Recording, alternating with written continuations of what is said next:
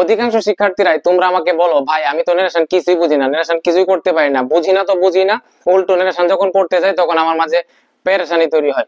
So তোমাকে আজকে দেখাবো তোমার নারেশন করতে যায় পেরেশানির কারণগুলো কি, তুমি কি কারণে নারেশন করতে পারো না এবং কি করলে তুমি নারেশনে ভালো করতে পারবা, 5 আউট অফ 5 পাবা, সেই মানে টিপস এন্ড ট্রিক্স গুলো আজকে তোমাদেরকে দিব। সো দেরি না করে চলো শুরু করা যায়। দেখো আমি তোমাকে যদি বলি আজ কোন পারসন, তুমি বলতে পারলা না আজ কোন পারসন। আমি তোমাকে বললাম যে মি কোন পারসন, তুমি বলতে পারলা না মি কোন পারসন।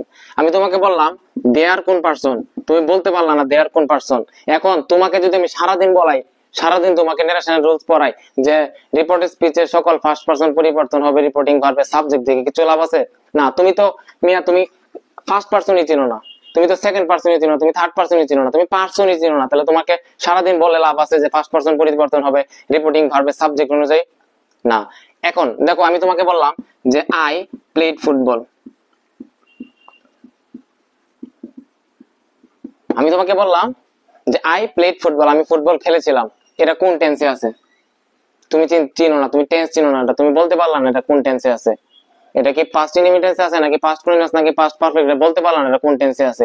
এখন তোমাকে আমি সারাদিন বললাম যে রিপোর্টেড স্পিচের মধ্যে পাস্ট ইনডিফিনিট টেন্স হইলে সেটা পরিবর্তিত হয় পাস্ট পারফেক্ট টেন্স হয়, কোন লাভ আছে? না। তুমি তো চিনোই না যে এটা কোন টেন্সে আছে। ঠিক আছে, বুঝতে পারতেছো বিষয়গুলা? তুমি জানোই না আসলে এটা কোন টেন্সে পড়ছে, তুমি টেন্সই চিনো না। এখন তোমার সারাদিন টেন্সের কাহিনী কইলে লাভ আছে যে প্রেজেন্ট ইনডিফিনিট থাকলে past indefinite, present continuous, past continuous, present perfect, past perfect, এই কাহিনী কইলে সেটা সারাদিনের লাভ আছে না।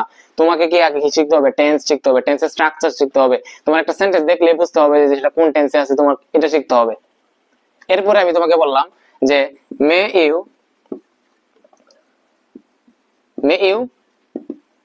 Shine in life, may you shine in life, আমি তোমাকে বললাম যে এটা কোন কোন ধরনের সেন্টেন্স, এটা তুমি বলতে পারলা না। এখন তোমার সারাদিন বলি যে অবজেক্টিভ সেন্টেন্স যদি থাকে তাহলে হচ্ছে রিপোর্টিং ভার্বটি হচ্ছে উইচ বা প্রে হবে, ইনভার্টেড কমা ওটা দ্যাট হবে, লাভ হবে কিছু? না। তুমি তো চিনোই না, তুমি তো চিনোই না যেটা কোন ধরনের সেন্টেন্স, এটা এটা যে একটা অপারেটিভ সেন্টেন্স এটাই তুমি চিনো না। এখন তোমার অপারেটিভ সেন্টেন্সের কাহিনী বললে কিছু লাভ আছে? না। তাহলে তোমার কাজ কি ভাই?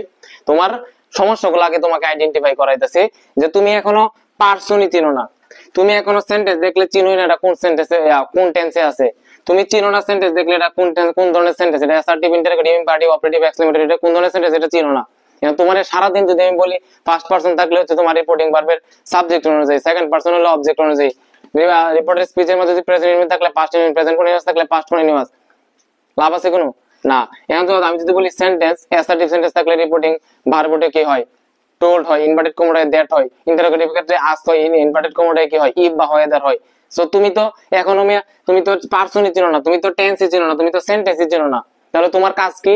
তুমি যদি নারেশনে ভালো করতে যাও, আমার কথা বিশ্বাস করো, তুমি তুমি যদি নারেশনে ভালো করতে যাও, তোমার 3টা কাজ, এটি তোমার ফরজ, এগুলো তুমি না মানলে তুমি কখনোই তুমি নারেশনে ভালো করতে পারবে না।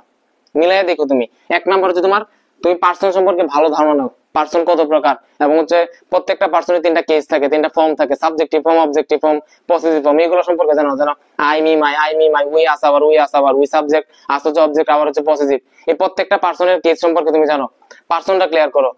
এরপরে তুমি টেন্স ক্লিয়ার করো। 12টা যে স্ট্রাকচার আছে টেন্সের স্ট্রাকচার, মোটমাট 12টা টেন্সের স্ট্রাকচার তোমার একদম ক্লিয়ার করো, যাতে তুমি দেখলে সেন্টেন্স দেখলে তুমি বুঝতে পারো যে এটা এই টেন্সে পড়ছে, এটা এই টেন্সে পড়ছে, তুমি দেখলে বুঝতে পারো, অর্থাৎ টেন্সটা তুমি ক্লিয়ার করো। এরপর আছে সেন্টেন্স, 5 প্রকার অর্থ অনুসারে সেন্টেন্স আছে না, 5টা প্রকারের সেন্টেন্সের স্ট্রাকচার তুমি দেখে বুঝো। যে সাবজেক্টের পরে ভার্ব থাকলে এটা অ্যাসার্টিভ সেন্টেন্স, হ্যাঁ, ডাব্লিউএস কোশ্চেন, এরপর অক্সিলিয়ারি ভার্ব, মেইন ভার্ব, হ্যাঁ, WS question, auxiliary verb, subject, main verb, শেষে প্রশ্নবোধক চিহ্ন থাকলে সেটা ইন্টারোগেটিভ সেন্টেন্স, মূল ভার্ব দ্বারা শুরু হলে এটা ইম্পারেটিভ সেন্টেন্স, মেয়ে দ্বারা শুরু হলে শেষে ফুল স্টপ থাকলে এটা অপারেটিভ সেন্টেন্স। সো আগে তুমি চিনো কি? সেন্টেন্স চিনো, যে দেখলে তুমি যাতে বলতে পারো যে এটা এই সেন্টেন্সে পড়ছে।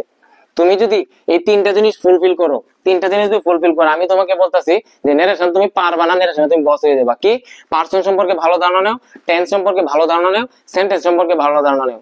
ঠিক আছে, এই 3টা জিনিস ক্লিয়ার করো, এরপরে তুমি নারেশনে হাত দাও। নারেশন তুমি শুরু করো, দেখবা নারেশন মানে একদম ইজি লাগবে তোমার কাছে, সবকিছু তুমি পারতেছো। ঠিক আছে, সো আমার এখন এতদিন তোমরা তো রাইট ফর্মস অফ ভার্বের ক্লাস করছো, এখন থেকে তুমি রাইট আমার এই পেজে নারেশন সম্পর্কে যত ধরনের ক্লাস আছে সব তুমি পেয়ে যাবে ইনশাআল্লাহ। সো তোমরা এখনো যারা আমার এই পেজটা ইংলিশের ছানোয়াশিকদার ফলো দেও নাই, তোমরা হচ্ছে ফলো দিয়ে দিও, এবং সেম ক্লাসগুলো তুমি ইউটিউবে পেয়ে যাবে আর কি। সো ডাউনলোড করে রাখার জন্য তোমরা প্রত্যেকে হচ্ছে আমার ইউটিউব চ্যানেলটা সাবস্ক্রাইব করে রেখো। সো দেখা হচ্ছে নারেশনের নেক্সট ক্লাসে ইনশাল্লাহ। আমি নেরেশনকে একদম পানি বানাই দিব, পেরেশান আর থাকবে না তোমাদের। তো ভালো থাকো, সুস্থ থাকো, আল্লাহ হাফেজ।